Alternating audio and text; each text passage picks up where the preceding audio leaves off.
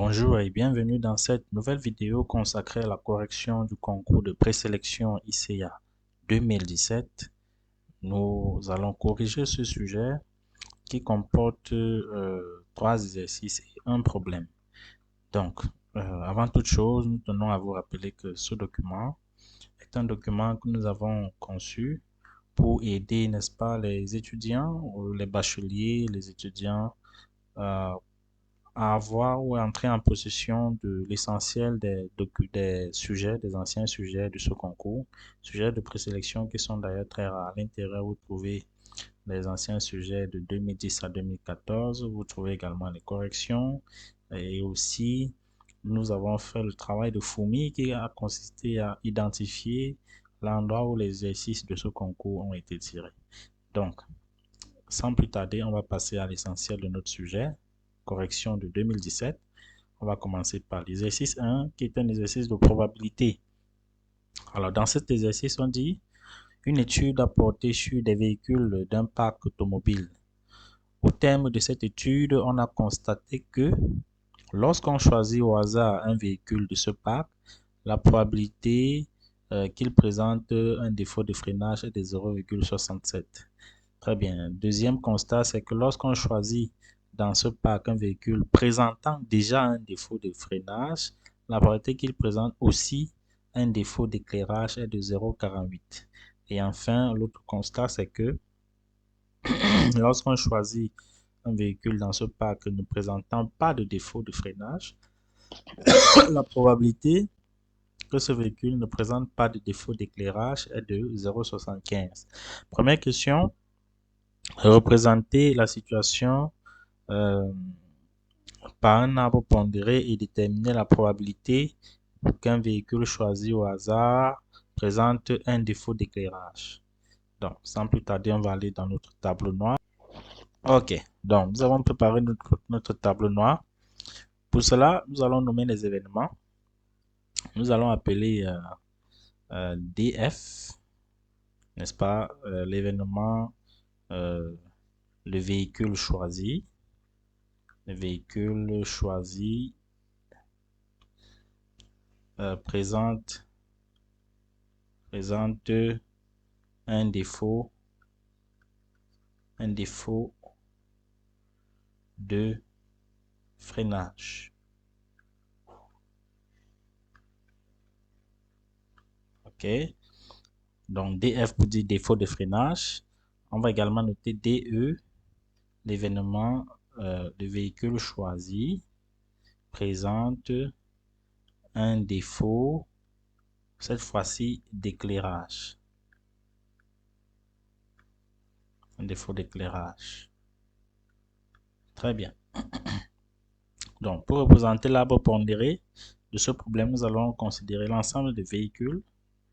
Nous avons l'ensemble des véhicules qui ont soit un défaut de freinage, soit ils n'ont pas de défaut de freinage. On va mettre DF bar ou complémentaire. Et on sait que la probabilité qu'un véhicule choisi au hasard ait un défaut de freinage est de 0,67. Donc, la probabilité qu'un véhicule choisi n'ait pas de défaut de freinage sera donc de 0,33. Très bien. Maintenant, parmi les véhicules qui ont un défaut de freinage, ceux qui ont un défaut d'éclairage et ceux qui n'ont pas un défaut d'éclairage ont des probabilités ci-après. Donc, on a dit, lorsqu'un véhicule, si on revient dans l'énoncé, lorsqu'un véhicule choisi présente déjà un défaut de freinage, la probabilité qu'il présente aussi un défaut d'éclairage est de 0,48. Donc, un véhicule présentant un défaut de freinage, la probabilité qu'il présente un défaut d'éclairage est de 0,48. Ça veut dire que la probabilité que ce véhicule ne présente pas de défaut de freinage sera donc 1 moins 0,48, ce qui va donner 0,52. Très bien. De même, les véhicules qui ne présentent pas de défaut de freinage, parmi eux, on retrouve ceux qui ont un défaut d'éclairage et ceux qui n'ont pas un défaut d'éclairage. Donc, les pondérations des probabilités, c'est 0,75% des véhicules qui n'ont pas de défaut de freinage n'ont pas aussi de défaut d'éclairage. Donc, Parmi ceux qui ont un défaut de freinage, on aura 0,25 qui est la probabilité que ceci n'ait pas de défaut d'éclairage. Maintenant, on demande de calculer la probabilité qu'un véhicule ait un défaut d'éclairage. D'accord? Un véhicule choisi au hasard. Pour répondre à cette question, c'est très simple. On va passer par les événements complets. Lorsqu'on considère un véhicule qui a un défaut d'éclairage, il peut provenir de... Il peut faire partie des véhicules qui ont aussi un défaut de freinage. D'accord?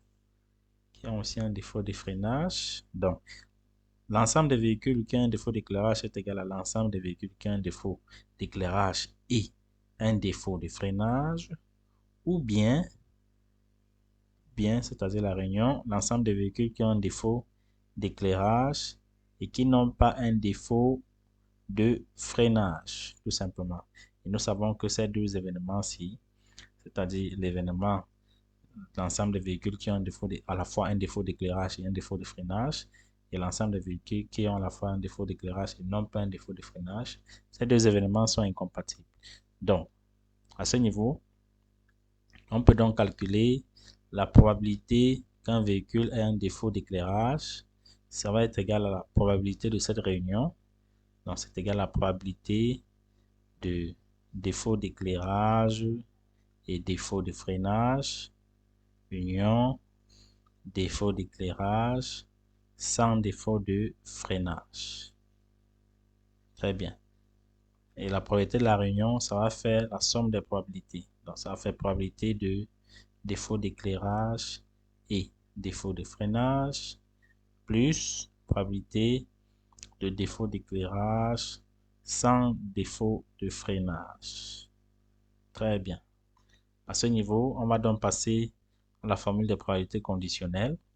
Qu'est-ce que ça va donner? Ça va donner, alors on aura la probabilité que le véhicule ait un défaut d'éclairage va être égale à la probabilité que le véhicule ait un défaut de freinage multiplié par la probabilité qu'il ait un défaut d'éclairage, sachant qu'il a un défaut de freinage, plus la probabilité que le véhicule ait un défaut, n'ait pas de défaut de freinage, n'est-ce pas, multiplié par la probabilité que le véhicule ait un défaut d'éclairage, sachant qu'il n'a pas un défaut de freinage. Très bien.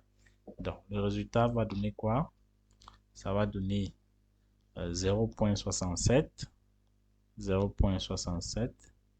fois 0,48 plus 0,33 fois 0,25. Ce qui va donner à peu près 0,404. Très bien. Ce qui est égal à 40,4%. Donc, on a 40,4% de chance que un véhicule choisi au hasard ait un défaut d'éclairage. En d'autres termes, on a 4 véhicules sur 10 qui présentent un défaut d'éclairage. Très bien. Donc, il faut toujours donner les interprétations. Ça augmente votre chance de réussite au concours. Deuxième question. Alors, que dit la deuxième question? On va revenir sur le sujet. Déterminer la probabilité pour qu'un véhicule choisi au hasard. D'accord, la probabilité pour qu'un véhicule choisi au hasard parmi les véhicules présentant un défaut d'éclairage. Donc, on sait déjà que les véhicules présentent un défaut d'éclairage, présentent aussi un défaut de freinage. Traduire les résultats en termes de pourcentage. Donc, on veut la calculer après que le véhicule présente un défaut d'éclairage, de freinage, autant pour moi. Probabilité que le véhicule présente un défaut de freinage, sachant qu'il présente déjà un défaut d'éclairage.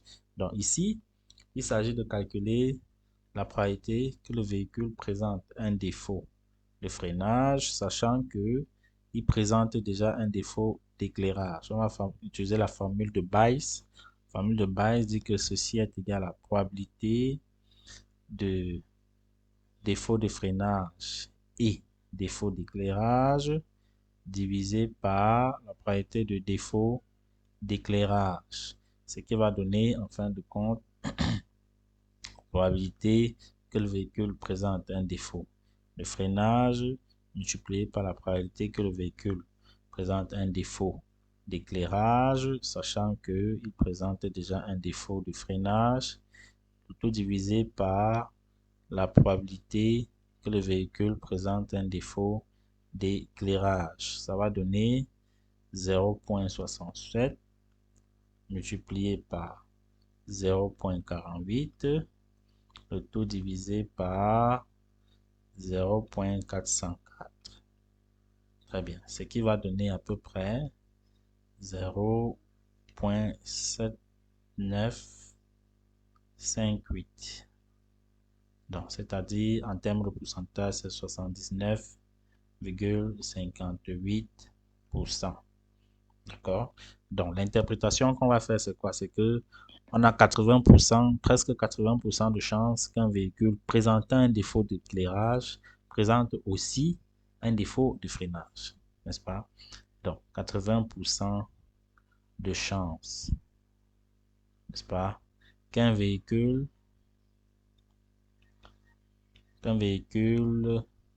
présentant un défaut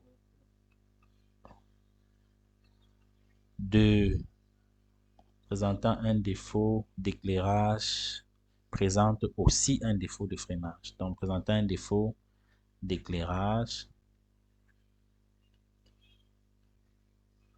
présente aussi un défaut de freinage.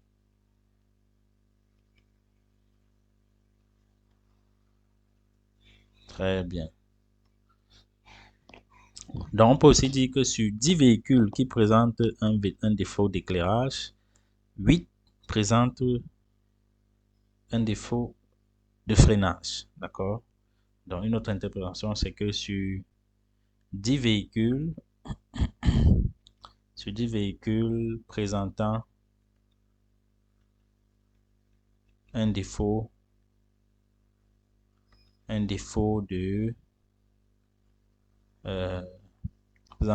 d'éclairage,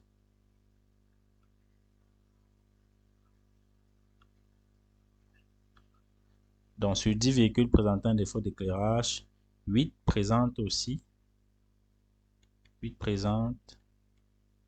aussi un défaut de freinage. Encore un défaut de freinage.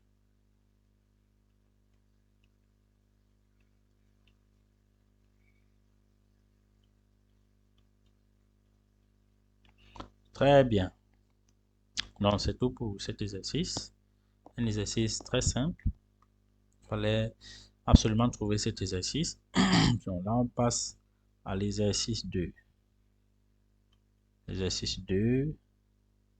Alors, que dit l'exercice 2? On dit, dans le plan complexe rapporté à un repère orthonormal OUV d'unité graphique 8 cm, on désigne par A le point d'affixe -1, B le point d'affixe 1. On appelle gamma l'ensemble des points du plan distincts de O, A et B. Donc, gamma, c'est l'ensemble des points qui sont différents de A ou B. À tout point M d'affixe Z appartenant à gamma, on associe le point N d'affixe Z au carré et le point P d'affixe Z au cube. Première question, prouvez que les points M, N et P sont 2 à 2 distincts. Alors, pour prouver que M, N et P sont 2 à 2 distincts, une démonstration par l'absurde serait la bienvenue. On va dire par exemple que supposons avec S, supposons que M égale à N. Donc M et N ne sont pas distincts. D'accord? Alors, on aura Z de M, l'affixe de M qui serait égal à l'affixe de N. C'est-à-dire quoi? C'est-à-dire que l'affixe de M, c'est Z qui serait égal à Z au carré. Quand je passe tout ça d'un côté, j'aurai Z moins Z au carré égale à 0, c'est-à-dire Z facteur de 1 moins Z égale à 0, c'est-à-dire z égale à 0 ou z égale à 1. C'est-à-dire que le point M est égal au point O, ou bien le point M est égal au point B. Ce qui est absurde. Ce qui est absurde. Pourquoi c'est absurde? C'est absurde tout simplement parce que M appartient à gamma, n'est-ce pas? Et les points O, A et B n'appartiennent pas à gamma. Parce qu'on a dit que gamma, c'est l'ensemble des points M du plan complexe différent de O, A et B. Ça veut dire que O, A et B n'appartiennent pas à l'ensemble gamma. Donc, ceci est absurde. De même, si on suppose par exemple que M égale à P, qu'est-ce que ça implique? Ça équivaut à dire que Zm égale à Zp, c'est-à-dire Z égale à Z au cube, c'est-à-dire Z moins Z au cube égale à 0, c'est-à-dire quoi? C'est-à-dire Z facteur de 1 moins Z, facteur de 1 plus Z égale à 0. C'est-à-dire que Z égale à 0 ou Z égale à 1 ou Z égale à moins 1. Donc, ces égalités signifient quoi? Ça signifie que M égale à O ou M égale à A ou M égale à B. Ce qui est encore absurde. Ce qui est absurde car les points O, A et B n'appartiennent pas à gamma, tout simplement. Donc, c'est tout pour la première question. Deuxième question, on se propose dans cette question de déterminer l'ensemble delta des points appartenant à gamma tel que le triangle MNP soit rectangle en P. Donc, on veut déterminer l'ensemble des points gamma tel que gamma qui est l'ensemble des points M tel que le triangle MNP soit triangle rectangle en P. D'accord? Première question, en utilisant le théorème de Pythagore, démontrer que le triangle MNP est rectangle en P si et seulement si on a l'égalité. On va bien écrire cette égalité. Si et seulement si on a l'égalité, que voici. Module de Z plus 1 au carré est égal à module de Z au carré plus 1. Donc, module de Z plus 1 au carré plus module de Z au carré égale à 1. Très bien. Donc, revenons sur notre tableau. Donc, là, on a la deuxième question. Deuxième question. On sait que delta, c'est l'ensemble des points M de gamma tel que le triangle MNP est un triangle rectangle. Rectangle en P. Très bien. Voilà delta. Donc, première question. Alors, on va construire ce triangle. Ce triangle rectangle. Alors, considérons ça. Supposons que c'est le triangle rectangle ici en question. D'accord, voilà notre triangle rectangle en P. Ah, c'est M, N. Très bien, ça c'est notre triangle rectangle. Et puis, on dit utiliser le théorème de Pythagore. Donc, ce triangle rectangle en P, donc M, N, P, est rectangle en P, si et seulement si quoi? Mn au carré est égal à MP au carré plus Pn au carré. C'est le théorème de Pythagore. Donc, lorsqu'on écrit ça, ça veut dire quoi? Ça veut dire tout simplement que module de... Alors, la distance de M à N, c'est le module de Zm moins Zn au carré qui est égal à module de Zm moins Zp au carré plus module de Zp moins Zn au carré. Lorsqu'on va remplacer, module de Zm, c'est Z moins module de Zn. Nous avons dit que n, c'est le point d'affixe. Alors, si on regarde, n sur le point d'affixe Z carré et p sur le point d'affixe Z au cube. Donc, Zn, c'est égal à Z au carré, égale module de Z moins Z au cube au carré plus module de Z au cube moins Z au carré, le tout au carré.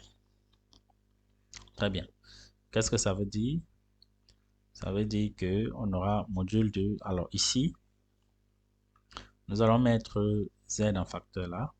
On aura Z facteur de 1 moins Z en module au carré qui est égal à...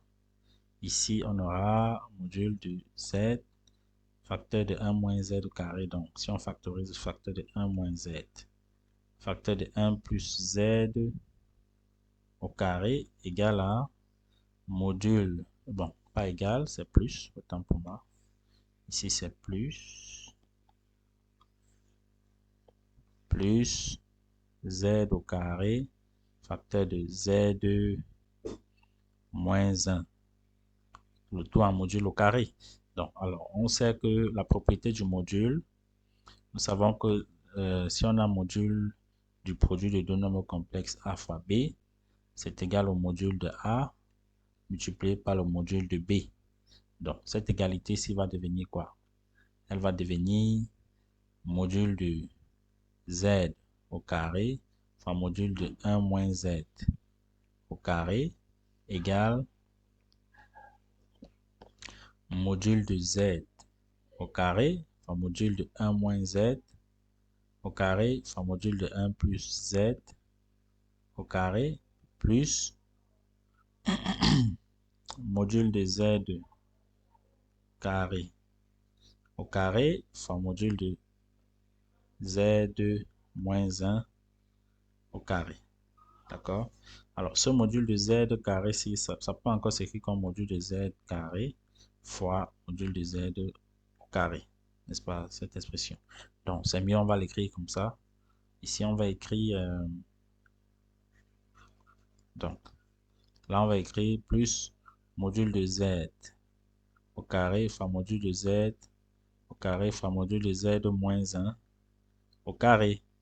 Alors, ici, vous allez voir que nous avons des facteurs communs. Donc, on a module de Z au carré fois module de 1 moins Z au carré égale module de Z au carré fois module de 1 moins Z au carré, tout ça facteur de module de 1 plus Z au carré, n'est-ce pas, plus module de Z au carré. Très bien. Donc, vous voyez qu'on peut simplifier membre à membre par cette expression. Pourquoi on peut simplifier? Tout simplement parce que Z est différent de 0 et Z est différent de 1. Et pourquoi Z est différent de 0 et de 1? Parce que M appartient à gamma et les points O, A et B n'appartiennent pas à gamma. Ça veut dire que M est différent de O. Donc Z, M est différent de Z O, c'est-à-dire 0. M est différent de B, c'est-à-dire que Z est différent de 1. On peut donc simplifier. Ça donne quel résultat? Ça donne que 1 égale à module de 1 plus Z au carré plus module de Z au carré. C'est ce qu'il fallait démontrer. Donc là, on passe à la question petit b. Question petit b. Alors, que dit la question petit b? Démontrer que module de... Alors, démontrer cette équivalence que si module de Z plus 1 au carré plus module de Z au carré égale à 1, alors on a cette égalité. Donc, ceci équivaut, cette égalité équivaut à cette égalité. Très bien. Donc, pour faire ça, question petit b, on va faire encore un petit rappel de cours. Petit rappel de cours dit que si vous avez un nombre complexe multiplié par son conjugué, il est égal à module de ce nombre complexe au carré. Très bien. Donc, ce qu'on va donc faire, c'est qu'on va prendre module de z plus 1 au carré. Normalement, en appliquant cette formule, il est égal à z plus 1 facteur du conjugué de z plus 1. N'est-ce pas? C'est-à-dire que c'est égal à z plus 1 tout multiplié par z bar plus 1. Très bien. Et si on développe ça, qu'est-ce qu'on obtient? C'est égal à z bar plus z bar plus 1. D'accord? Donc, voilà le développement qu'on obtient.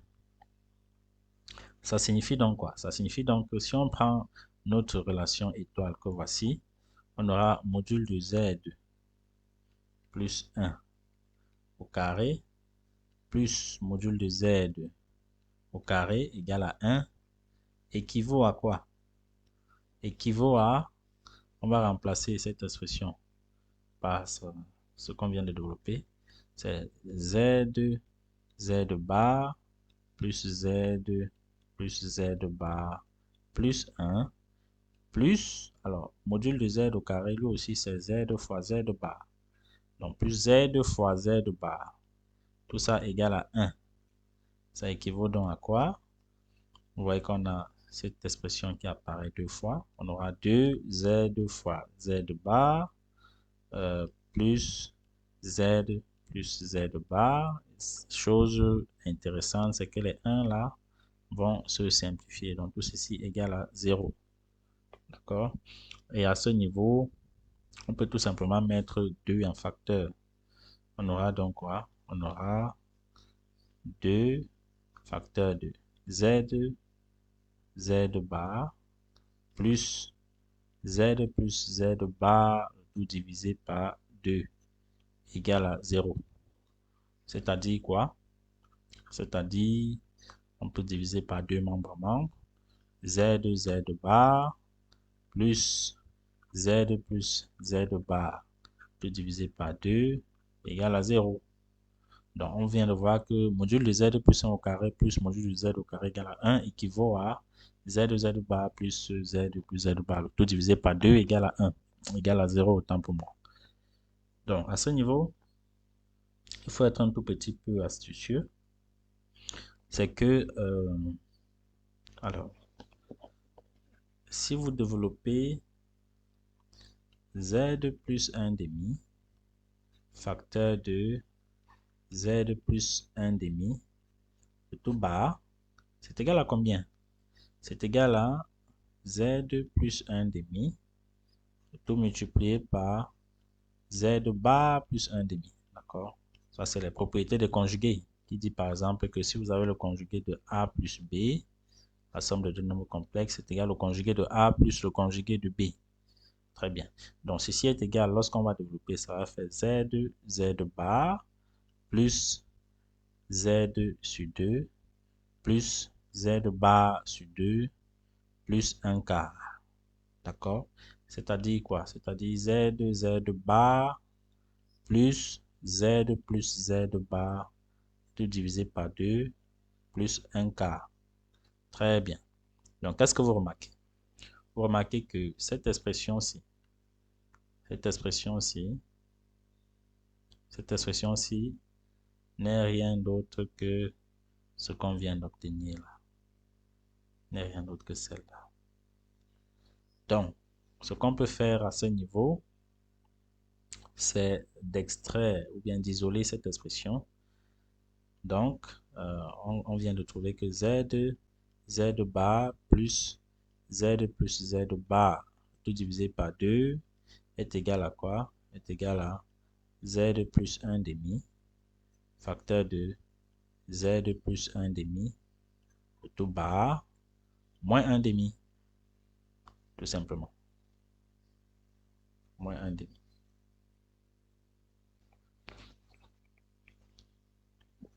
Alors, ici, c'est 1 quart.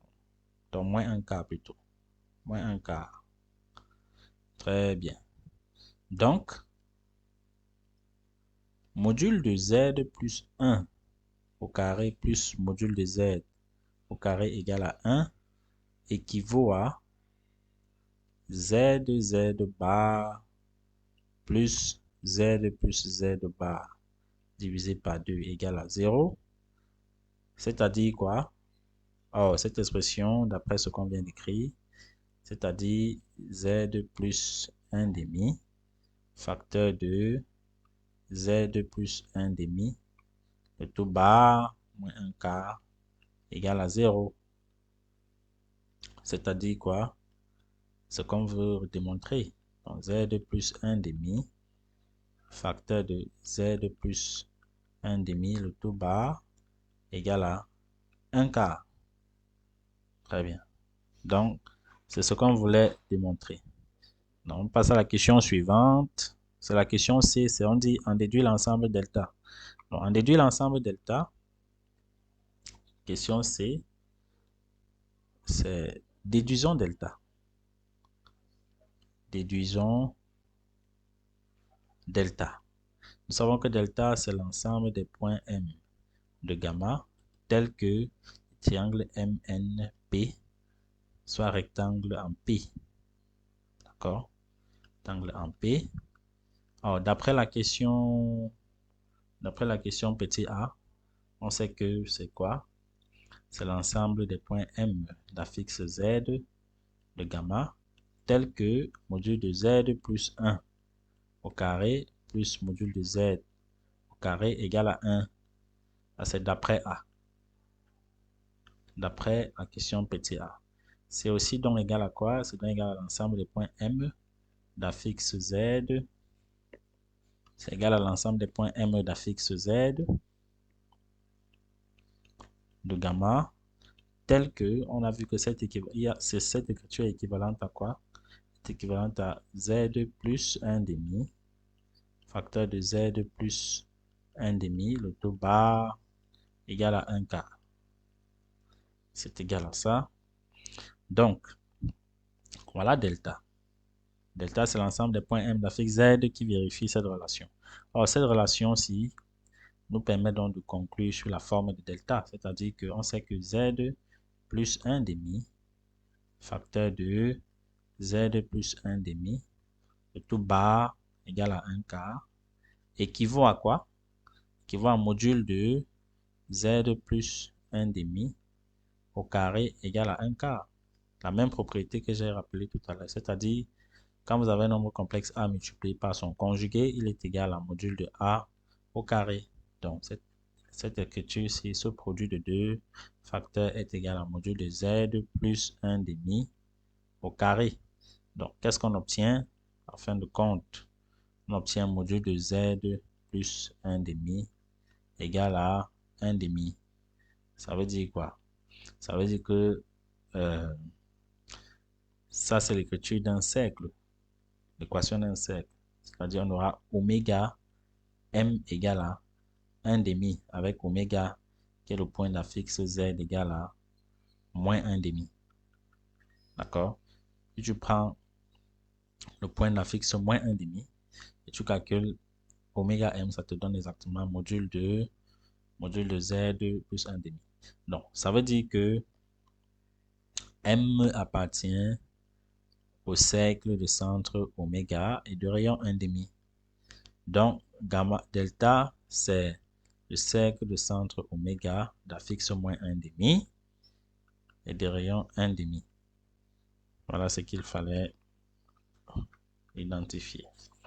Donc là maintenant, on passe à la question D.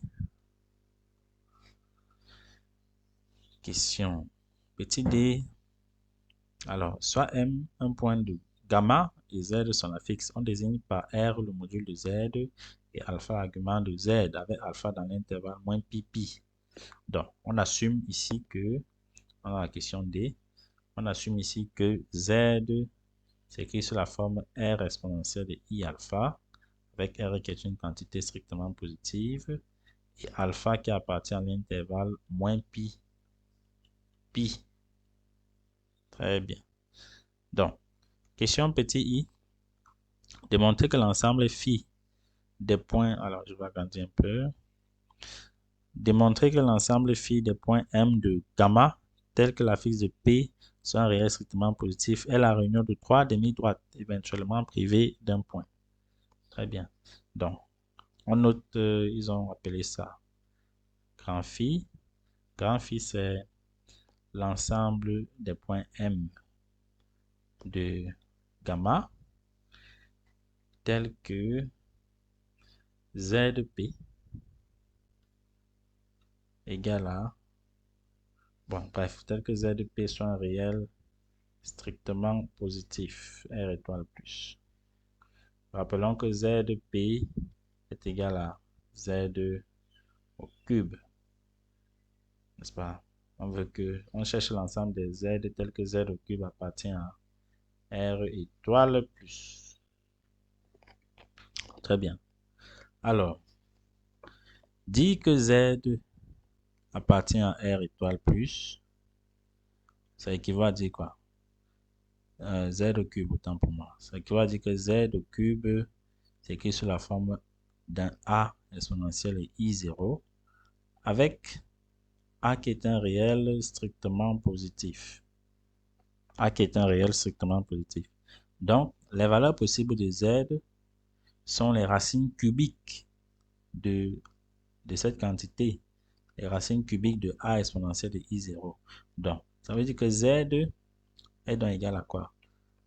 A exponentielle du... Bon, il y aura trois racines cubiques, on va appeler ça les ZK. ZK sera les A exponentielle de I de K pi sur 3, avec K appartenant à l'ensemble 0, 1, 2. Très bien. C'est la formule des racines cubiques. Donc, il y a racine cubique ici, pardon. Racine cubique de A exponentielle de I de pi sur 3, avec K appartenant à l'ensemble 0, 1, 2. Très bien. Donc, ça veut dire que on aura donc Z0 qui serait égal à racine cubique de A exponentielle de I0.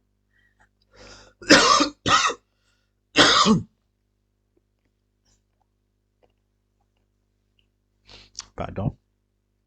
Ensuite, on aura les Z1 qui sera racine cubique de A exponentielle de I de pi sur 3. Et enfin, Z2 qui seront les racines cubiques de A exponentielle de I 4 pi sur 3. Notons que A est un réel strictement positif. Alors, qu'est-ce que ça nous permet de voir?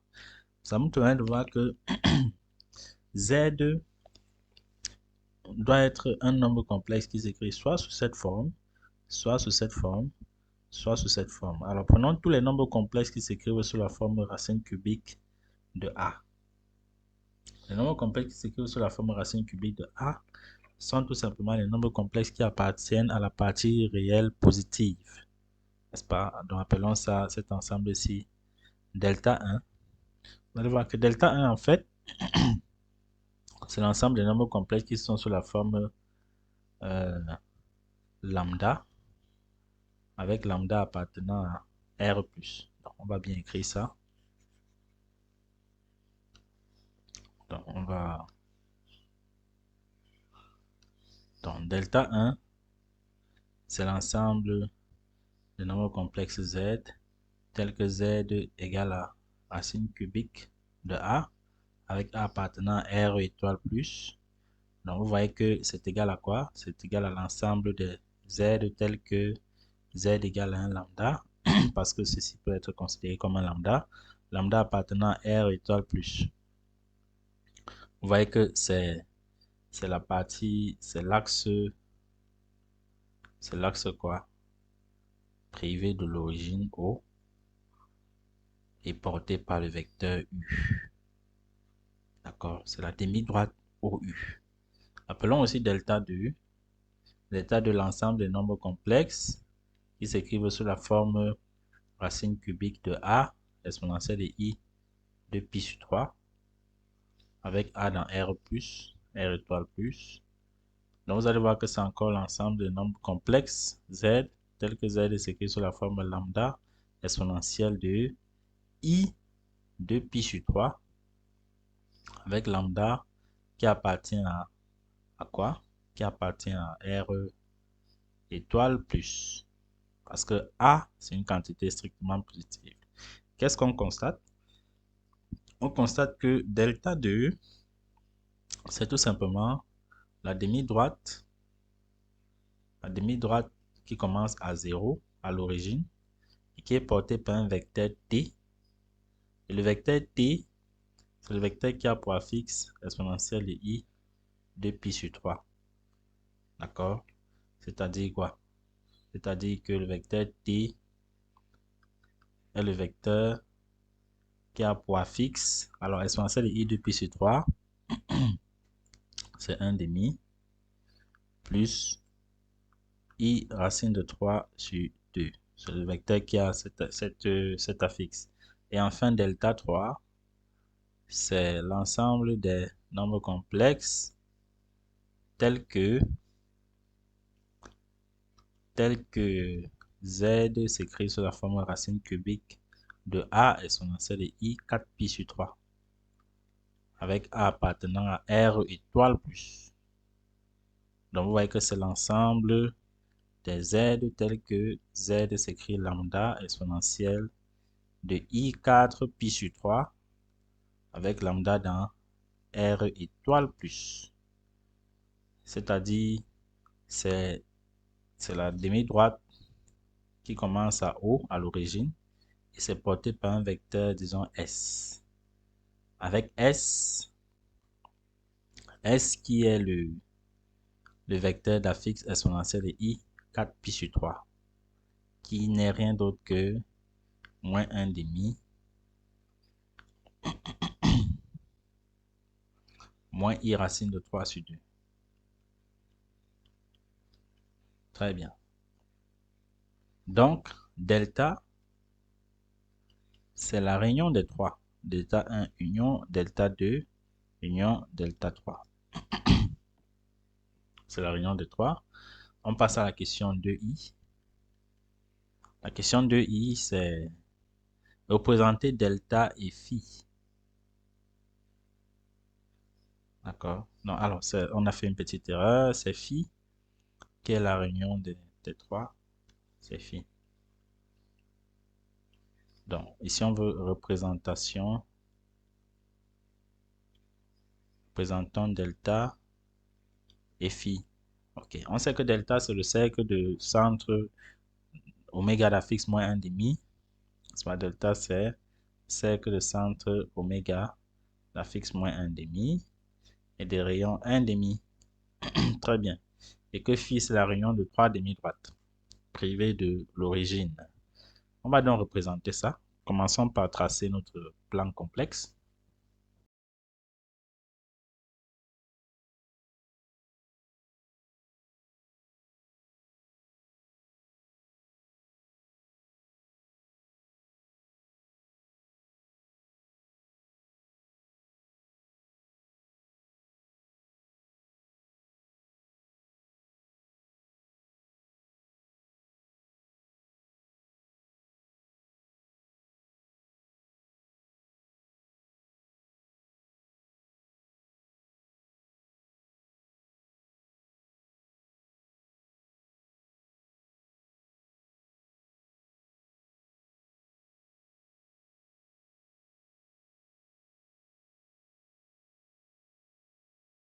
Donc, on a delta 1, delta 2 et delta 3. Donc, phi, c'est la partie en vert. Et l'autre, c'est en bleu, c'est delta. D'accord? Voilà la représentation. Déterminer la fixe M des points, la fixe des points M de gamma tel que le triangle MNP soit rectangle en P, la fixe de P étant un réel strictement positif. Donc, ici, l'ensemble cherché, pour la dernière question là, l'ensemble cherché, on va écrire ça ici. 3i. L'ensemble cherché, c'est l'ensemble des points qui appartient à phi et à delta. Ouais, on se situe ici. Voici les deux points qui vérifient les conditions. On va appeler ça M1 et celui-là M2. Donc, il suffit maintenant de trouver la fixe de M1 et de M2. D'accord? On sait que si on appartient à delta, d'abord si module de z plus 1 demi égale à 1, ça c'est la première des choses. Et on appartient à phi si z s'écrit sous la forme exponentielle de, on dit quoi, lambda, sur l'une des trois formes qu'on a déterminées tout à l'heure. La première forme, c'était lambda exponentielle de i de pi sur 3. L'autre, c'était lambda exponentielle de i 4 pi sur 3. Et l'autre, c'est tout simplement lambda, avec lambda qui est un réel positif, strictement positif. Donc, chaque fois, on va remplacer l'une de ces valeurs ici pour trouver celle qui vérifie la condition égale à 1. D'accord? Bien, on va trouver la valeur de lambda pour laquelle ceci est égal à 1. Vous voyez que le cas-ci, le cas lambda, qui est cette droite-ci, est déjà exclu. Ce cas est déjà exclu parce que cette droite ne rencontre pas le cercle. Les deux situations qu'on va tester, c'est celle-là et celle-là. Très bien. Donc, ce sont les deux situations qu'il faut tester afin de trouver les points M1 et M2. D'accord, les points M1 et M2. Très bien. Donc, c'est tout pour cet exercice. On peut passer à l'exercice 3, qui est un exercice très facile et que nous allons d'ailleurs faire très rapidement. Donc, exercice 3, on dit ceci. Soit UN est défini par son premier terme U0 égale à 1 et UN plus 1 égale à UN plus moins ln de UN carré plus 1. Ça, c'est une relation de récurrence.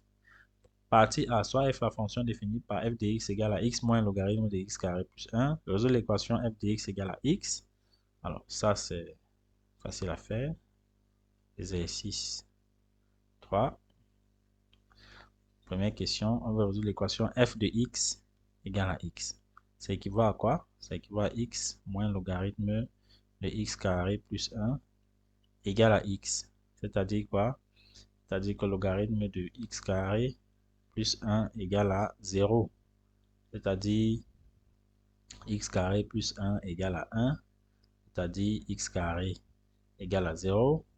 C'est-à-dire x égale à 0. L'ensemble solution est donc égal au singleton 0.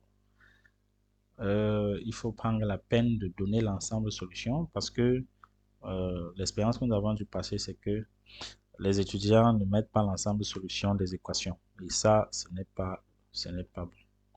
Très bien. Donc, on passe à la deuxième question de cette partie. Écrit, étudier le sens de variation de f sur l'intervalle 0, 1. Donc, ici, vous allez d'abord dire que la fonction qui a x associe x moins logarithme de x carré plus 1 est continue et dérivable sur R, comme somme de fonction continue est dérivable sur R. Et sa dérivée est donc f' de x égale à 1 moins 2x sur x carré plus 1. D'accord? Ce qui va donner x carré moins 2x plus 1, le tout divisé par x carré plus 1. Le numérateur, c'est une identité remarquable. Donc, on aura donc x moins 1, le tout au carré, le tout divisé par x carré plus 1. Ça, c'est la dérivée de f. Cette quantité est strictement positive ou nulle. Pour tout x que vous prenez dans l'intervalle 0, 1, n'est-ce pas? Cette quantité est positive ou nulle. Très bien. Donc, conclusion, f est croissante. F est croissante sur l'intervalle 0, 1. Tout simplement. Ensuite, on passe à la question 3. On déduit que pour tout x appartenant à 0,1 l'intervalle 0,1, alors f de x appartient aussi à l'intervalle 0,1. Pour cette déduction, c'est très simple. Comme f est croissante, qu'est-ce qu'on a? On a que f de l'intervalle 0,1 est égal à l'intervalle f de 0, f de 1. Alors, f de 0, c'est 0. Et f de 1, c'est 1 moins ln de 2. ln de 2, c'est 0,69. Et cet intervalle-ci est donc contenu dans l'intervalle 0,1. Donc, ça permet de conclure que tous les éléments que vous prenez dans 0,1 ont leur image dans 0,1. C'est tout pour la première partie. Si on passe donc à la deuxième partie, partie B, démontrer que pour tout entier naturel n, la suite un appartient à l'intervalle 0,1. Ça, vous faites par récurrence. Donc, on est à la partie B. Partie B. Ça, on le fait par récurrence. Hein? Par récurrence. Donc, la récurrence a deux grandes parties. L'initialisation. Alors, l'initialisation, c'est de vérifier que la propriété est vraie ou rang 0. Alors, U0 égale à 1. OK. Donc, initialisation. Qu'est-ce qu'on a? On a que U0 égale à 1. Ça appartient bien à l'intervalle 0, 1. N'est-ce pas? Deuxième partie, l'hérédité. Donc, soit n, un entier strictement plus grand que 0, on suppose que, supposons un appartenant à l'intervalle 0, 1. Et on va montrer que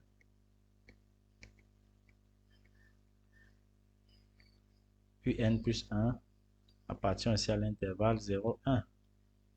Alors, pour faire ça, on va tout simplement utiliser la question précédente. Alors, un plus 1 égale à f de un. Or, un appartient à l'intervalle 0, 1. D'après, ça c'est par hypothèse de récurrence. Donc, f de un appartient aussi à l'intervalle 0, 1. Ça c'est d'après la question, d'après la partie A. N'est-ce pas? Ça veut donc dire quoi? Que un plus 1, qui est notre f de un, il appartient bien à l'intervalle 0, 1. Tout simplement. Ok, troisième question. Démontrer que un converge et déterminer sa limite. Alors, pour trouver que un converge, tout ce qu'on va faire, c'est... On sait que un est déjà borné. Un, c'est un suite qui est borné.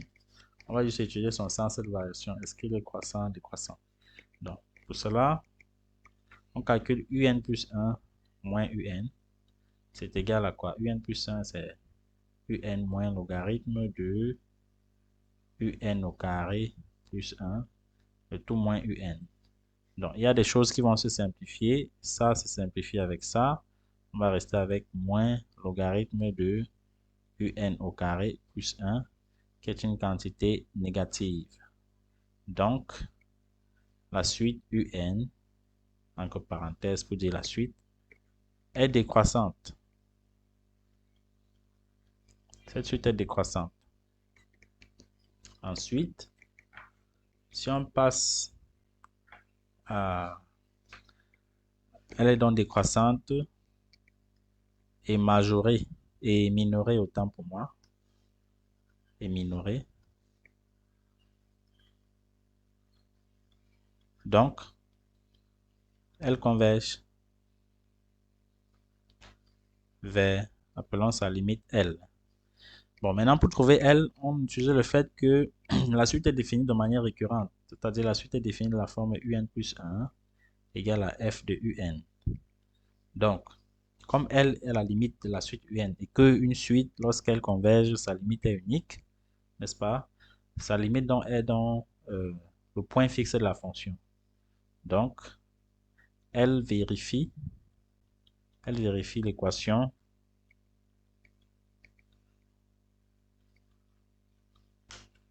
L égale à f de L.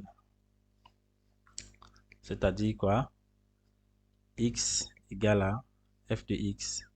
Et d'après la partie 1 encore, ça veut dire que X égale à 0. C'est-à-dire que notre L égale à 0. Donc, conclusion, c'est que limite de la suite UN, quand n tend vers plus l'infini, égale à 0. Donc, c'est tout pour cet exercice qui était très simple. Là, on va passer au problème. Le problème, alors le problème a combien de parties? Le problème a 2 parties. C'est l'étude d'une fonction. Très bien. Donc là, on passe au problème. Problème du sujet. Alors, c'est l'étude d'une fonction. Soit f la fonction définie sur R par f de x égale à exponentielle de 2x moins 1 sur exponentielle de 2x plus 1. Première question, étudier les variations de f. Alors, ce qu'il faut remarquer ici, c'est que notre fonction f de x là, notre fonction f de x, qui est exponentielle de 2x moins 1 sur exponentielle de 2x plus 1, est égale à un h de exponentielle de 2x avec, si on définit h de x, égale à x moins 1 sur x plus 1. Très bien. Donc, première question, on veut les variations de f. Donc, pour les variations de f, on va justifier que f est continu et dérivable sur R comme composé de fonctions continues et dérivable sur R. Et si vous voulez calculer la dérivée de f, on aura f' de x égale à, alors, c'est le ratio de deux fonctions, d'accord? Ça va faire la dérivée du numérateur, c'est-à-dire 2 exponentielle de 2x, multiplié par le dénominateur, c'est-à-dire exponentielle de 2x plus 1, moins la dérivée du dénominateur, c'est-à-dire 2 exponentielle de 2x, multiplié par le numérateur exponentielle de 2x moins 1, le tout divisé par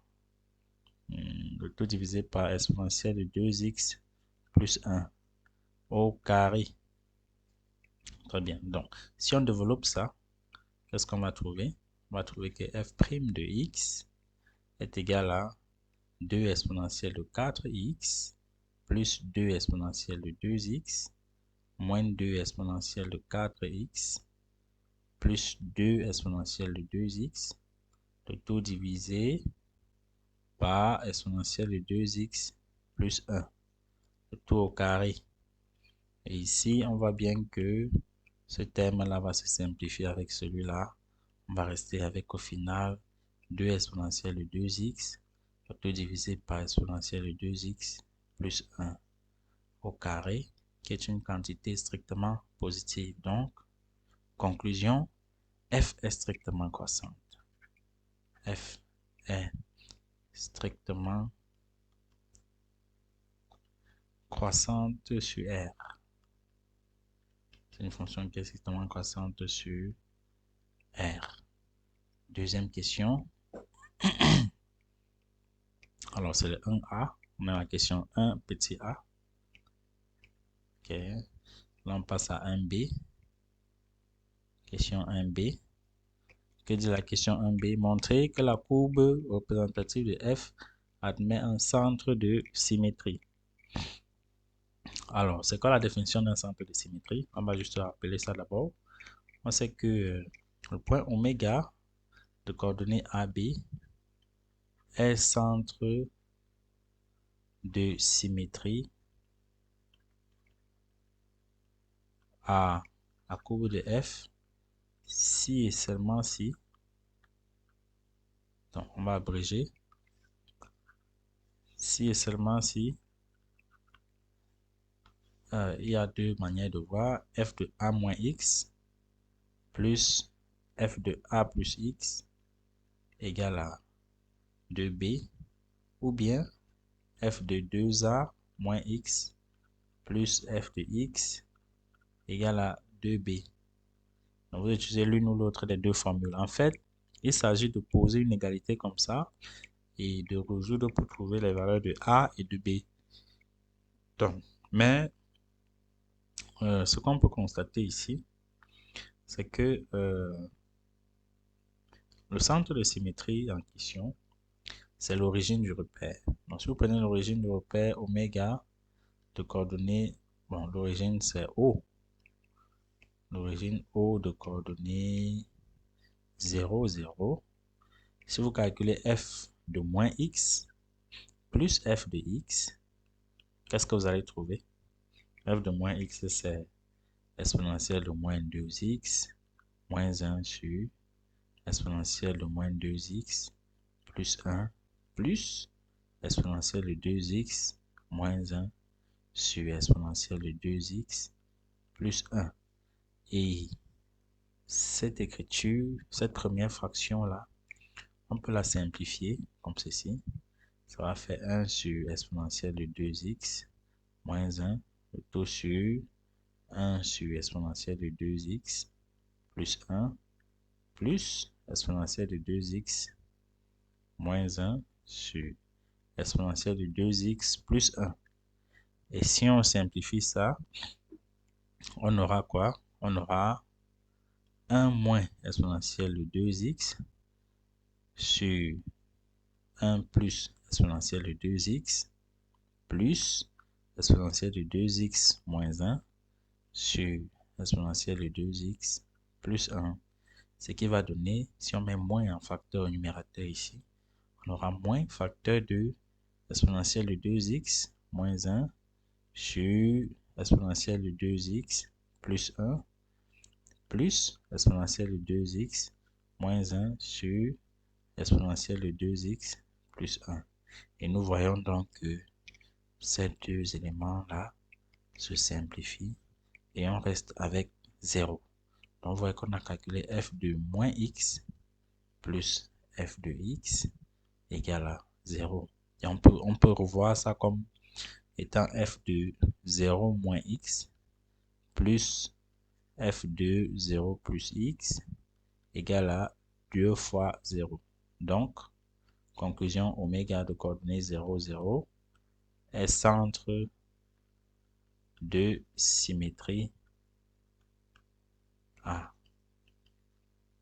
la courbe de f. Très bien, c'est tout pour la question B. Si on passe à la question C, déterminer l'équation de la tangente T à la courbe de f au point d'abscisse 0. Donc ici, on place l'équation de la tangente. Donc là, on est au petit c. C'est quoi l'équation de la tangente? L'équation de la tangente, alors c'est y égale à f' de 0, facteur de x moins 0, plus f de 0. Si vous calculez f' de 0, ça va faire 4, autant pour moi, 4 exponentielle de 0 sur exponentielle de 0 plus 1 au carré. D'accord, ce qui va donner 4 divisé par 4, qui donne 1. Et f de 0 égale à 0. D'où y est égal à x, c'est l'équation de t. Maintenant, si on passe à la question petit d, construire c dans le plan. Pour construire c, il faut calculer les limites. Alors, pour calculer la limite, on va calculer la première limite. D, on est à la construction.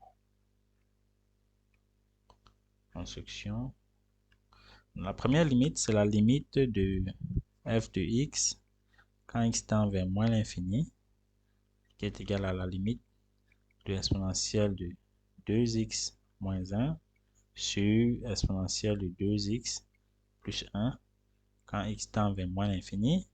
Et cette limite est égale à quoi? Alors, le numérateur exponentielle de 2x quand x tend vers moins l'infini, c'est 0. Pareil au dénominateur. Donc, au numérateur, on va rester avec moins 1 sur 1, ce qui est égal à moins 1. Donc, voilà la première limite. La deuxième limite, c'est limite de f de x lorsque x tend vers plus l'infini est égal à la limite de exponentielle de 2x moins 1 sur exponentielle de 2x plus 1 quand x tend vers plus l'infini. Et cette limite-là, c'est égal à quoi? On peut dire que c'est égal à la limite de grand X moins 1 sur grand X plus 1 quand grand X tend vers plus l'infini. On a juste fait le changement de variable. Grand X égale à exponentielle de 2x. On sait que si petit x tend vers plus l'infini, grand X aussi va tendre vers plus l'infini. Et cette limite-ci, c'est la limite d'une fraction rationnelle qui est égale à la limite des ratios des monomes de plus haut degré. Dans ce cas, ça donne 1.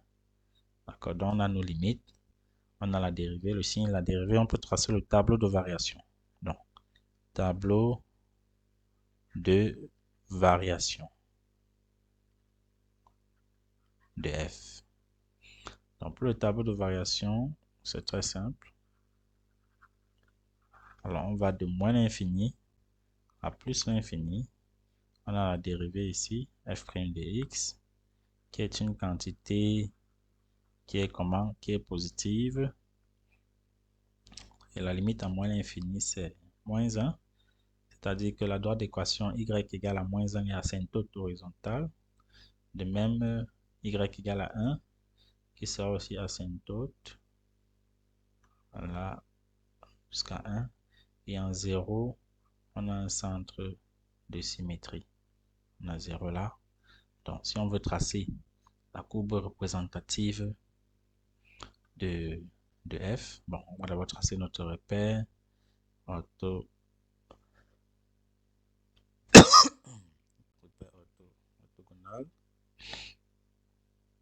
Donc, on va tracer l'axe des abscisses. Ok, voilà l'axe des abscisses. Ensuite, l'axe des ordonnées. Est-ce qu'on est à 90 degrés?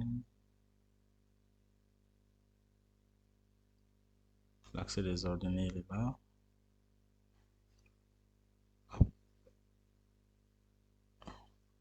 Voilà l'axe des ordonnées. Ok. Supposons que c'est 1 ici et moins 1 là. Moins 1. On a les asymptotes. La première asymptote, l'asymptote horizontale, y égale à 1. La deuxième asymptote, c'est l'asymptote y égale à moins 1. C'est juste l'esquisse. Et on sait que ça passe par le point de coordonnées 0, 0. Donc, pour tracer la courbe, on aura quelque chose comme ça.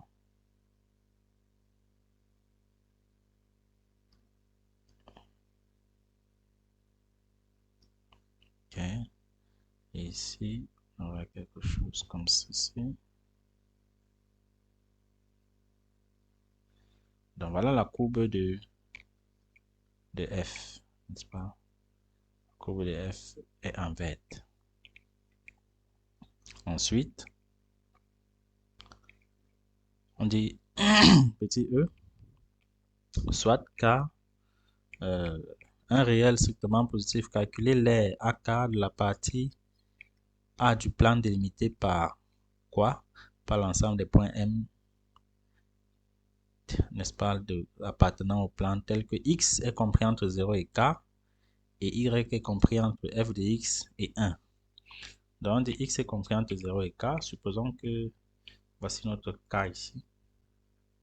X compris entre 0 et K, voici 0 et K, et Y compris entre f de X et 1. Donc, il s'agit de calculer cette R. Cette R que nous assurons là. Si on suppose qu'on se limite à K, il s'agit de calculer cette R. Très bien. Donc, l'air AK A de K est égal à l'intégrale de 0 à K de la courbe qui est au-dessus, donc de 1 moins f de X dx, le tout multiplié par l'unité d'air. N'oubliez jamais l'unité d'air, c'est très important. Alors, à ce niveau, pour calculer cette intégrale, C'est très simple. Pardon. Pour calculer cette intégrale, voilà comment on va procéder. On va calculer 1 moins f de x. 1 moins f de x est égal à quoi? C'est égal à 1 moins exponentielle de 2x moins 1 sur exponentielle de 2x plus 1. Ce qui est égal à exponentielle de 2x plus 1 moins exponentielle de 2x plus 1. Le tout divisé par exponentielle de 2x plus 1. Ce qui donne 2 divisé par exponentielle de 2x plus 1. Donc voilà 1 moins f de x. Donc notre a de k est égal à intégrale de 0 à k de 2 divisé par exponentielle de 2x plus 1 dx. Bon, à ce niveau, ça peut sembler un peu bizarre, mais c'est une intégrale qui n'est pas, disons, qui n'est pas aussi très difficile à calculer, mais qui n'est pas aussi facile non plus. D'accord? En fait, ce qu'il faut remarquer ici, c'est que si on pose par exemple, si on considérons j qui est égal à l'intégrale de 0 à k de quoi? De 2 exponentielle de 2x sur exponentielle de 2x plus 1 dx. Bon, on sait que normalement, si on veut calculer ça, ça ressemble à quelle forme de primitive? Ça ressemble à la primitive u' sur u. D'accord? Parce que 2 exponentielle de 2x qui est au numérateur là, c'est la dérivée de l'expression qui est au dénominateur. Donc, on peut écrire que cette intégrale-ci est égale à logarithme de exponentielle de 2x plus 1, x allant de 0 à k.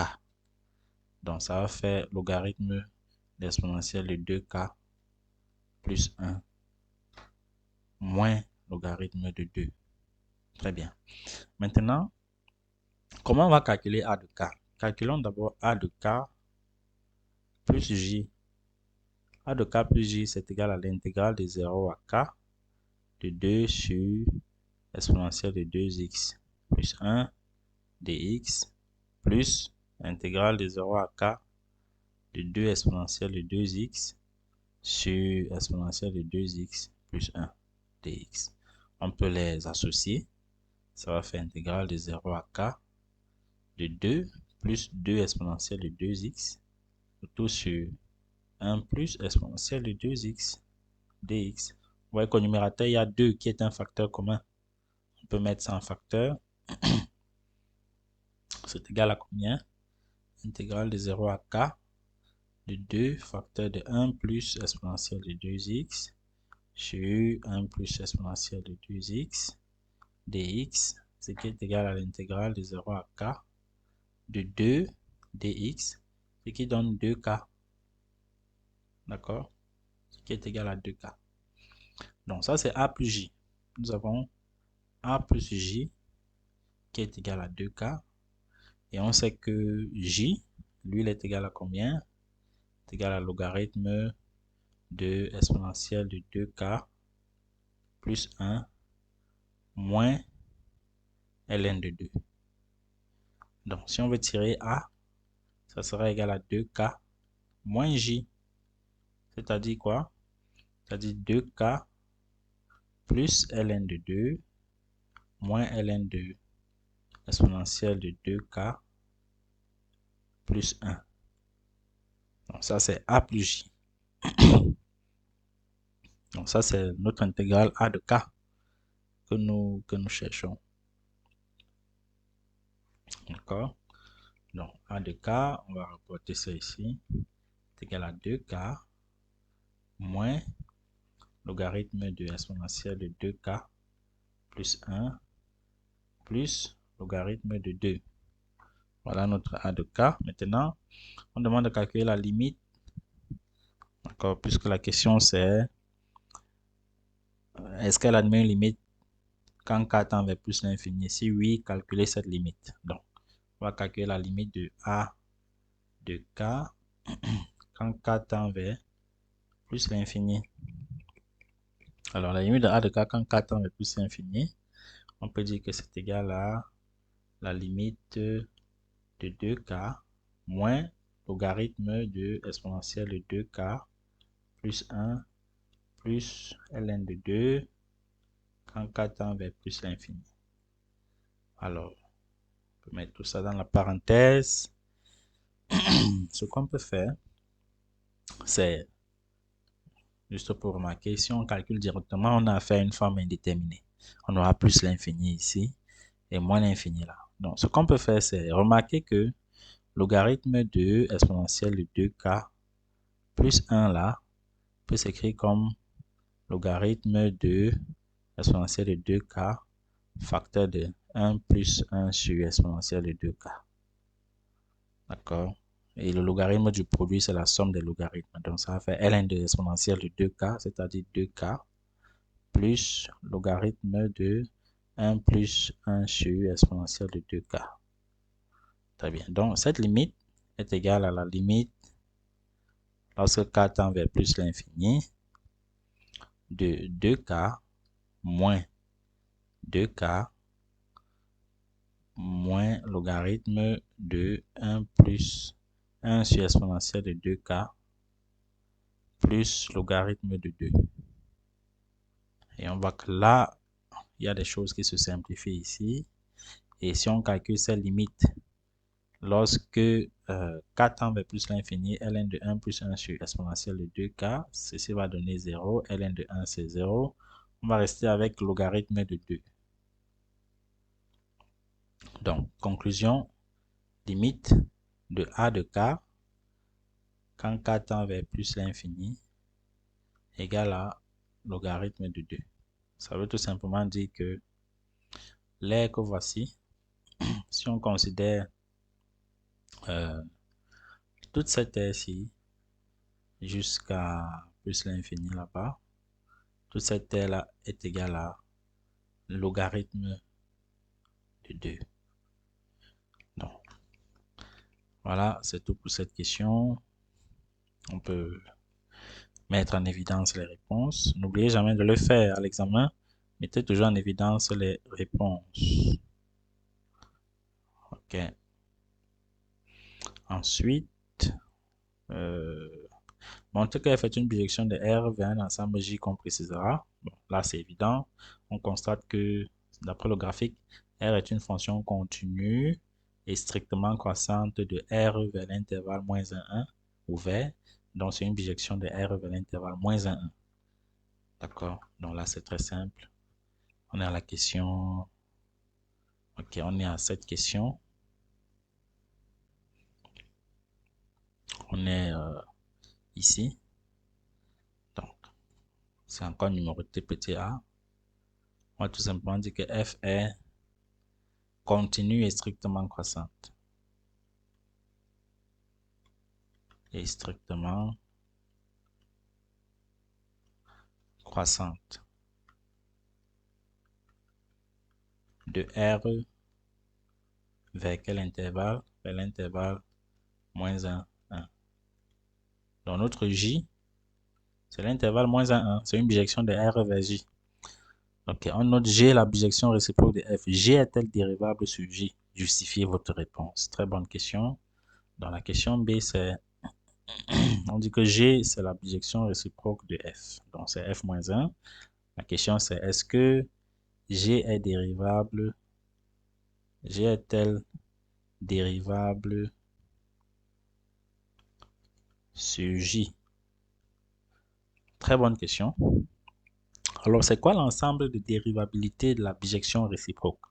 L'ensemble de dérivabilité de la bijection réciproque, regardez, si on écrit un peu la formule de la dérivée de la bijection réciproque, c'est quoi? C'est f moins 1, la formule générale, c'est f moins 1 prime de x est égal à 1 sur f prime de f moins 1 de x. Ça veut dire quoi? Pour que cette écriture existe, il faut que le dénominateur soit différent de 0. Et pour que le dénominateur soit différent de 0, il faut que l'équation f' de x, n'est-ce pas, égale à 0, n'admet pas de solution. Donc, il faut que f' de x soit différent de 0. D'accord? Donc, l'ensemble des dérivabilités, c'est quoi? C'est l'ensemble des dérivabilités de la bijection réciproque, c'est, on va écrire ça comme ça, c'est l'ensemble des alpha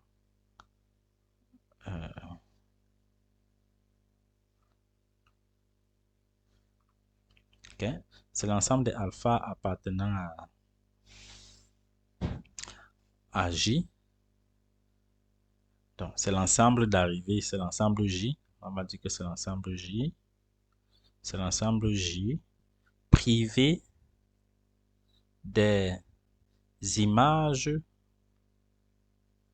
des éléments qui sont tels que la dérivée s'annule en ce point-là. Qui sont tels que la dérivée s'annule en ces points. Parce que si la dérivée s'annule en alpha, n'est-ce pas, ça veut dire que f' de alpha n'aura pas de sens. Donc, il ne faut pas que l'antécédent, enfin, il ne faut pas que l'image de alpha se retrouve dans l'ensemble de dérivabilité de la bijection réciproque. Parce que si c'est le cas, on aura une situation f' s'annule en 0. Donc, ce qu'il faut faire, c'est résoudre l'équation f' de x égale à 0. On sait que f' de x égale à 4 exponentielle de 2x sur exponentielle de 2x plus 1 au carré, qui est une quantité différente de 0, quelle que soit la valeur de x. Donc, conclusion, f-1 ou encore g est dérivable sur j. C'est une fonction qui est dérivable sur j. Très bien. On note g, ok. Démontrer que pour tout réel x, on a f' de x égale à 1 moins f de x au carré. Bon, ça, c'est un simple calcul. On a la question D. On va montrer que f' de x est égal à 1 moins f de x au carré. Très bien. Bon, alors, pour répondre à cette question, rappelons que f' de x est égal à 4 exponentielle de 2x sur 1 plus exponentielle de 2x, le tout au carré. Donc, on va donc comparer cette quantité-ci avec le calcul de 1 moins f de x au carré. Nous allons donc calculer 1 moins f de x au carré. 1 moins f de x carré est égal à 1 moins, alors f de x c'est quoi? F de x c'est exponentielle de 2x moins 1 sur exponentielle de 2x plus 1, le tout au carré. Ce qui va donner exponentielle de... Alors, si on va pas à pas, d'après la formule des puissances, ça va donner 1 moins exponentielle de 2x moins 1 au carré sur exponentielle de 2x plus 1, le tout au carré. Ce qui va donner exponentielle de 2x plus 1 au carré moins exponentielle de 2x moins 1 au carré, le tout divisé par exponentielle de 2x plus 1, le tout au carré. Alors, le numérateur, nous allons simplifier le numérateur. C'est une identité remarquable. L'identité remarquable en question, c'est a carré moins b au carré. On sait que la factorisation, c'est a moins b, facteur de a plus b. Donc, le numérateur, appelons ça n de x pour dire numérateur sur dénominateur de x. N de x, le numérateur, c'est égal à quoi? Exponentielle de 2x plus 1 moins exponentielle de 2x moins 1 facteur de exponentielle de 2x plus 1, le tout multiplié par, bon, tout plus exponentielle de 2x moins 1, tout simplement. Donc, on a tout simplement appliqué la formule de la factorisation a carré moins b carré. Très bien. Donc là, à ce niveau, on peut réduire, ça va faire exponentielle de 2x plus 1 moins exponentielle de 2x plus 1, le tout multiplié par exponentielle de 2x plus 1 plus exponentielle de 2x moins 1. D'accord? Et là, on a des éléments qui vont se simplifier. Par exemple, exponentielle de 2x moins exponentielle de 2x vont se simplifier. On va rester avec 1 plus 1 qui est égal à 2. Donc, c'est égal à 2 fois. Ici, on a 1 moins 1 qui vont se simplifier. On va rester avec exponentielle de 2x plus exponentielle de 2x, ce qui donne 2 exponentielle de 2x. En fin de compte, le numérateur donne 4 exponentielle de 2x. Donc, qu'est-ce qu'on constate? On constate que 1 moins f de x au carré est égal à, le numérateur c'est 4 exponentielle de 2x, tout divisé par 1 plus exponentielle de 2x, le tout au carré, ce qui est bien égal à f' de x. Très bien. Donc là, on passe à la question suivante. OK. Donc, on était à la question, on était à ce niveau. Maintenant, on va démontrer que g, n'est-ce pas, la dérivée, l'abjection réciproque de f, donc g' est égal à cette expression. Pour cela, on va utiliser la formule de calcul de la dérivée de la bijection réciproque. Donc, on est dans la question petit d.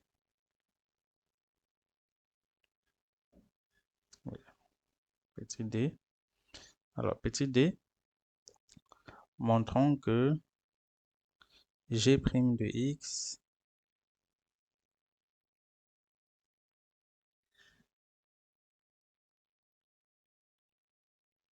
est égal à 1 sur 1 moins x au carré. Alors, nous savons que quel que soit x qui appartient à j, g' de x, la formule de g' de x, c'est 1 sur f' de f moins 1 de x. Très bien. Voilà la formule de g' de x. Or, regardons le dénominateur.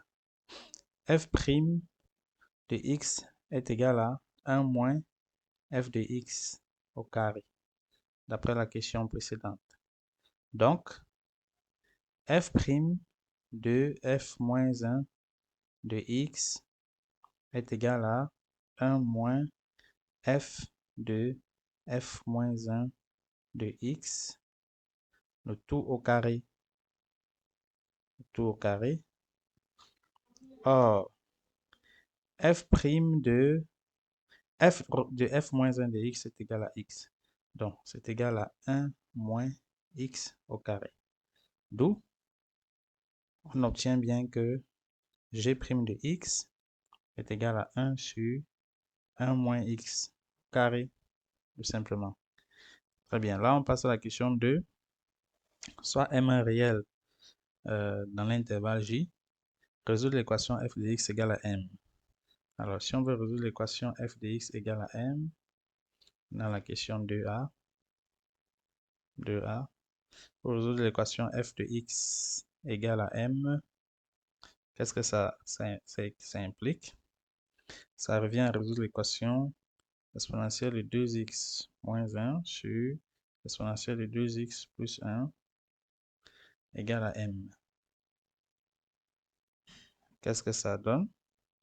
Ça donne, alors si on fait produit des extrêmes, produit des moyens, on aura exponentielle de 2x moins 1 égale à m facteur de exponentielle de 2x plus 1. C'est-à-dire quoi? C'est-à-dire, qu'est-ce qu'on obtient? On obtient, alors, si on développe, on aura exponentielle de 2x moins 1 égale à m exponentielle de 2x plus m. C'est-à-dire, exponentielle de 2x moins m exponentielle de 2x égale à m plus 1, c'est-à-dire exponentielle de 2x, le tout facteur de 1 moins m, égale à m plus 1. Alors, si on tire exponentielle, si on isole l'exponentielle de 2x, on aura exponentielle de 2x égale à m plus 1 sur 1 moins m. Très bien. Alors, ça, c'est une quantité qui est positive. Donc, si on applique le logarithme membre à membre, on aura 2x égale à logarithme de m plus 1 sur 1 moins m. Ce qui nous permet donc d'avoir, en fin de compte, x égale à 1 sur 2 logarithme de m plus 1 sur 1 moins m. Très bien. Donc, l'ensemble solution, c'est l'ensemble 1 sur 2 logarithme de m plus 1 sur 1 moins m. Avec m qui appartient à l'intervalle j, qui n'est rien d'autre que l'intervalle moins 1, 1. Très bien. On passe à la question B. Donc là, on a la question B ici. Alors, on déduit g de x pour tout entier, pour tout élément de j. Comment est-ce qu'on va en déduire g de x? Nous connaissons la dérivée de g de x. Nous savons que g' de x est égal à 1 sur 1 moins x au carré. Donc, ça veut dire quoi? Ça veut dire que g de x, c'est une primitive de 1 sur 1 moins x au carré dx. Alors, le dénominateur est factorisable. 1 sur 1 moins x, facteur de 1 plus x dx. Ce qui est égal à... Donc, alors, pour calculer cette intégrale, on peut remarquer que 1 sur 1 moins x, facteur de 1 plus x, est égal à combien? Est égal à 1 demi, tout sur 1 moins x, plus 1 demi, tout sur 1 plus x. Donc, g de x est égal à 1 demi. Alors, on peut mettre 1 demi en facteur. 1 demi de l'intégrale de 1 sur 1 moins x plus 1 sur 1 plus x dx. Et ça, on peut utiliser, on peut calculer cette intégrale. Donc, g de x est égal à 1 sur 2 multiplié par moins logarithme de 1 moins x, parce que la primitive de 1 sur 1 moins x, c'est moins logarithme de 1 moins x, enfin en valeur absolue, plus 1 demi logarithme de valeur absolue de 1 plus x, plus une constante lambda qu'on va déterminer. C'est donc égal à combien? C'est égal à 1 demi logarithme de valeur absolue de 1 plus x sur 1 moins x, plus lambda, avec lambda qui est un nombre réel. Maintenant, comment est-ce qu'on trouve lambda? On part du principe selon lequel g de... Alors, quoi est égal à g de 0? G de 0 est égal à combien?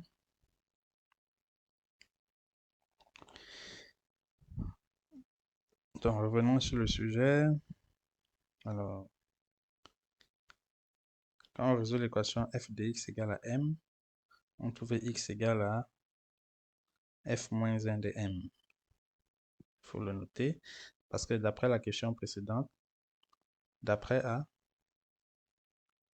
si on résout l'équation f de x égale à m, ça équivaut à dire que x égale à f moins 1 de m.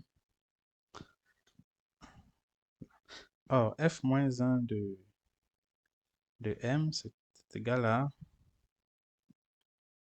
1 sur 2 logarithme de m plus 1 sur 1 moins m. D'accord? Donc, on peut même directement conclure que c'est notre g de m ici. Ça, c'est g de m. Conclusion, g de 0 égale à 0. D'accord, g de 0 égale à 0 parce que si on remplace ici m par 0, on trouve le logarithme de 1 qui donne 0. Donc, en fin de compte, g de x est égal à 1 sur 2 logarithme de m plus 1 sur 1 moins m. Il y a un problème, x plus 1 sur 1 moins x. Ce sont les x plus 1 sur 1 moins x. Très bien. Donc, voilà notre g de x.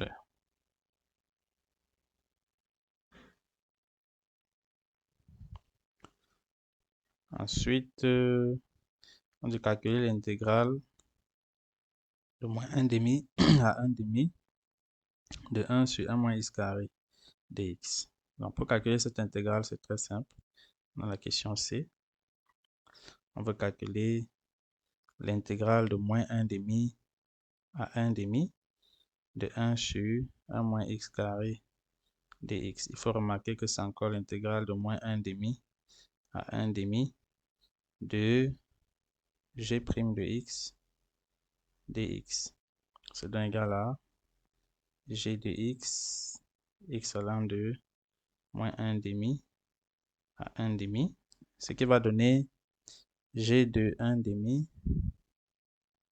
moins g de moins 1 demi. Alors, qu'est-ce que ça donne?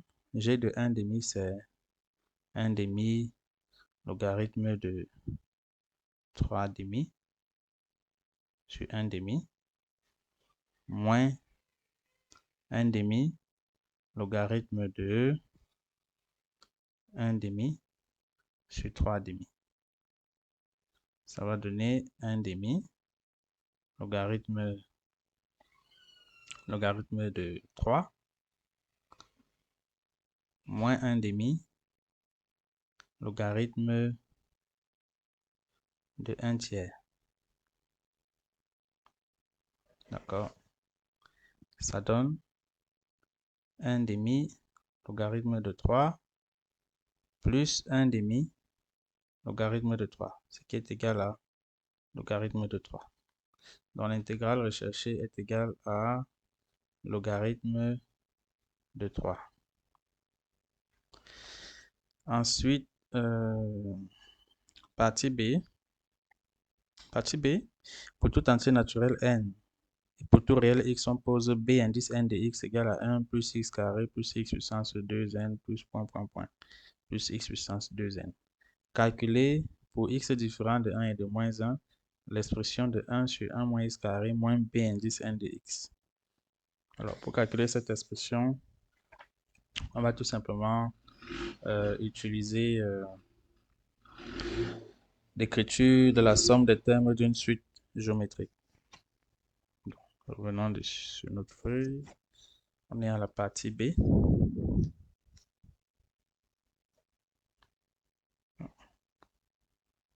Partie B. Donc, partie B, première question, calculer l'expression de, l'expression de cette expression-ci, 1 sur 1 moins x carré moins b indice 1 de x. Donc, pour calculer cette expression, c'est très simple. On va tout simplement dire que 1 sur 1 moins x carré moins b indice n de x est égal à combien? Alors, il faut remarquer que b indice n peut s'écrire de la sorte, b indice n de x peut s'écrire sous la forme x puissance 2 à la puissance 0 plus x puissance 2 à la puissance 1 plus x puissance 2 tout à la puissance 2 plus point plus x puissance 2 tout à la puissance n. D'accord? Pourquoi? Tout simplement parce que ce terme-ci correspond à 1, celui-là correspond à x carré, celui-là correspond à x puissance 4, ainsi de suite jusqu'à x puissance 2n. On remarque que ça, c'est la somme des termes d'une suite géométrique de premier terme 1 et des raisons x au carré. Donc, cette quantité sera donc égale à 1 sur 1 moins x au carré moins, alors, on va avoir la somme des termes d'une suite géométrique. Quelle est la formule? La somme des termes d'une suite géométrique, c'est le premier terme. Dans notre cas, le premier terme, c'est 1 multiplié par 1 moins la raison puissance le nombre de termes. Alors, de 0, de x puissance 0 à x puissance n, ça fait n plus 1 terme divisé par 1 moins la raison. Très bien. C'est donc égal à quoi? C'est donc égal à... Alors, ces deux termes-ci ont le même dénominateur. Donc, on fait la soustraction du numérateur. Donc, ça fait 1 moins 1 plus x carré puissance n plus 1, le tout divisé par 1 moins x au carré, ce qui va donner x puissance 2n plus 2, le tout divisé par 1 moins x au carré. Donc, voilà l'expression qui est demandé de calculer. À la deuxième question de cette partie B, on dit démontrer que pour tout réel x qui est dans l'intervalle moins 1 demi, 1 demi, on a 1 sur 1 moins x carré moins b indice n de x qui est compris entre 0 et 4 tiers de x puissance 2n plus 2. Alors, pour répondre à cette question, c'est très simple. On va tout simplement dire que quel que soit le x qu'on prend dans l'intervalle moins 1 demi et 1 demi, quelle que soit la valeur de x qu'on prend dans cet intervalle, quel est le signe de x puissance 2n plus 2 sur 1 moins x au carré? Ça, c'est une quantité qui est positive. C'est une quantité qui est positive. Pourquoi elle est positive? Tout simplement parce que le numérateur, c'est une quantité positive. Le numérateur, c'est x au carré à la puissance n plus 1. C'est une quantité positive. Et le dénominateur, c'est une quantité qui a un signe positif entre moins 1 et 1. Ça, c'est une quantité qui est positive entre moins 1 et 1. Donc, entre moins 1 demi et 1 demi. Donc, ça, c'est de 1. D'autre part, quel que soit x qu'on prend dans l'intervalle moins 1 demi, 1 demi, que peut-on dire de 1 moins x au carré? 1 moins x au carré, alors,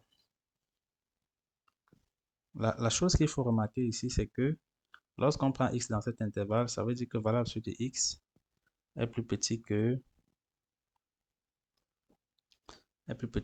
1 demi. Donc, si j'élève au carré, j'aurai valeur absolue de x au carré qui est plus petit ou égal à 1 quart, c'est-à-dire x au carré plus petit ou égal à 1 quart. Donc, si x au carré plus petit ou égal à 1 quart, si je multiplie par moins membre à membre, qu'est-ce qu'on obtient? On obtient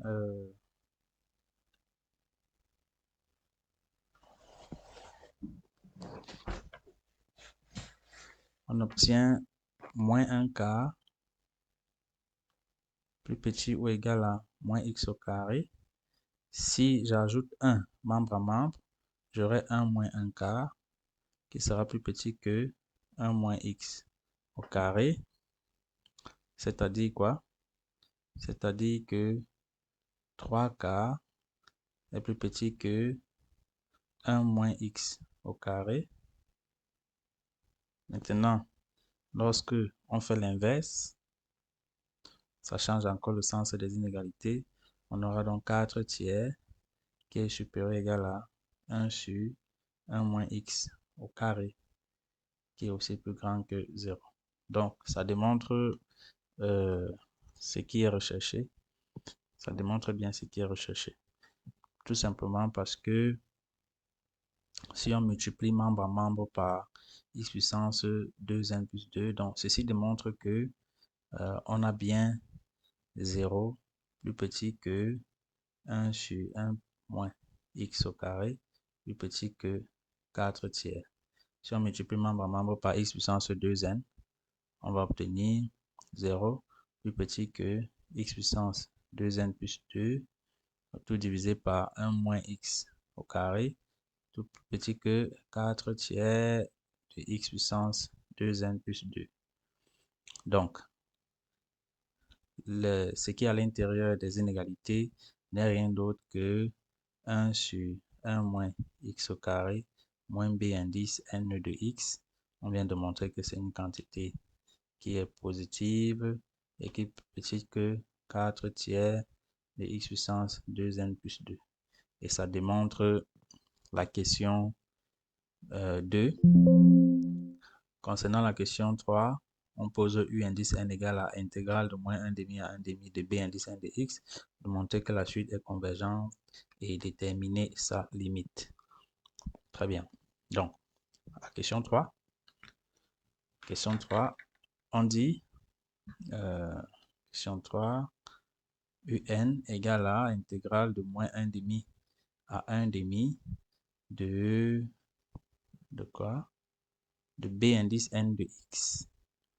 B indice n de x dx. On va montrer que la suite un est convergente. Pour cela, on va tout simplement faire un encadrement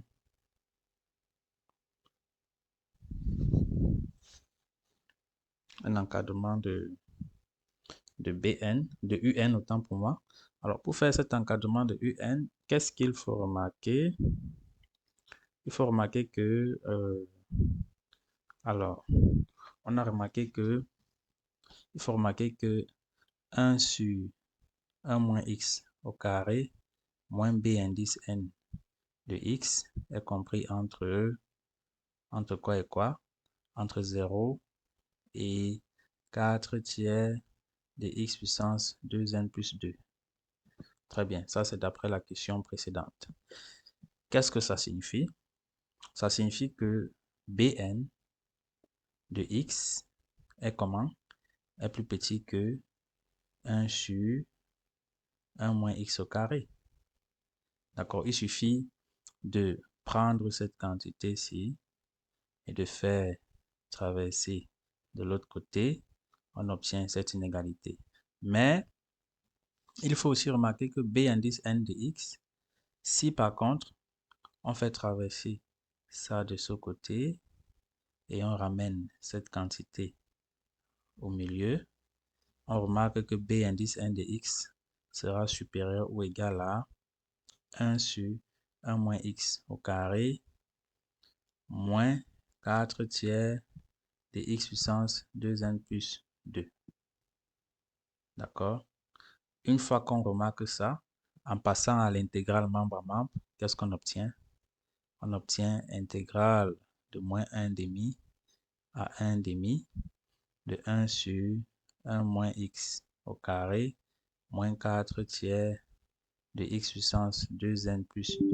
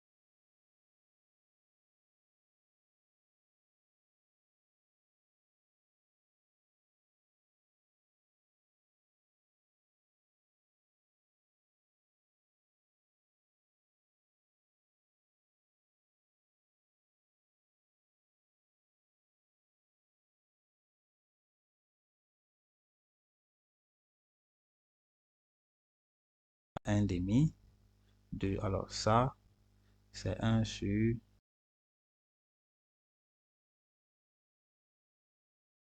l'intégrale de moins 1,5 à 1,5 de x puissance 2n plus 2 dx plus petit que l'intégrale de moins 1,5 à 1,5 de b indice n de x dx plus petit que l'intégrale de moins 1,5 à 1,5 de 1 sur 1 moins x carré dx.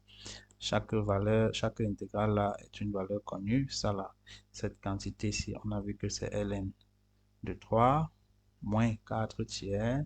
La primitive de x puissance 2n plus 2, c'est x puissance 2n plus 3 sur 2n plus 3, x allant de moins 1,5 à 1,5, plus petit que, à l'intérieur ici, c'est un. Cette quantité-ci correspond à un. D'accord? Correspond à un. Et la dernière inégalité, c'est ln de 3, logarithme de 3. Très bien. Une fois que cela est dit, qu'est-ce qu'on obtient? On obtient logarithme de 3 moins 4 tiers. Alors, cette quantité, ça va faire 1 sur 2 puissance 2n plus 3 moins 1 sur 2 puissance 2n plus 3, le tout divisé par 2n plus 3 plus petit que un, plus petit que logarithme de 3. Donc, nous avons donc encadré un entre deux suites convergentes. D'accord, on a encadré un comme ceci. Très bien. Qu'est-ce qu'on constate dans cet encadrement? On constate que le terme de gauche, cette quantité-ci, cette quantité, tend vers 0. D'accord? Cette quantité tend vers 0. Ça signifie quoi? Ça signifie que en passant à la limite, on aura logarithme de 3 plus petit que la limite de u indice n quand n tend vers plus l'infini, plus petit que logarithme de 3. Ça veut tout simplement dire que la limite de la suite un quand n tend vers plus l'infini est égale à logarithme de 3. Point final. Donc, voilà, c'est tout pour ce sujet. N'hésitez pas à nous poser toutes vos questions en commentaire, toutes vos incompréhensions. Et si jamais vous souhaitez corriger certains exercices, certains anciens sujets, n'hésitez pas à nous contacter, marquez un pouce bleu, activez la cloche de notification pour ne pas manquer les prochaines corrections et écrivez-nous si vous avez des préoccupations. À côté de cela, nous vous rappelons que ce document est mis à votre disposition. Contactez-nous pour entrer en possession de ce document pour une meilleure préparation de votre concours. Ciao, ciao et à la prochaine. Donc, voilà le document. À très bientôt.